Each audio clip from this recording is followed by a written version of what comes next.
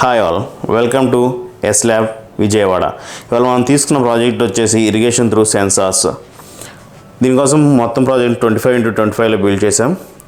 ఒక water pump ఒకటి అవసరం అవుతుంది. ఆ వాటర్ పంప్ని రిజర్వాయర్లో పెట్టాం. రిజర్వాయర్ని కూడా 25x25 బాడీలోనే ఫిక్స్ చేయడం జరిగింది.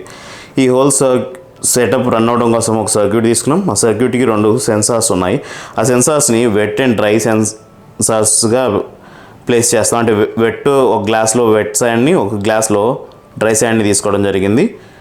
సో ఎప్పుడైతే సెన్సార్స్ని డ్రైలోకి పెట్టామో అప్పుడు పంప్ అనేది ఆన్ అవ్వడం జరిగింది. ఇప్పుడు మనం సెన్సార్స్ని తీసి వెట్లో పెడదాము. అప్పుడు ఏమవుతుందో చూద్దాం. ఎప్పుడైతే డ్రైలో మనం ప్లేస్ చేసిన వెంటనే ఇక్కడ వాటర్ రావడం అనేది జరుగుతుంది. ఇప్పుడు ప్రోబ్స్ని తీసేసి వెట్లో పెట్టాము. వెట్లో పెట్టగానే మనకు వాటర్ సర్క్యులేషన్ అనేది ఆగిపోయింది.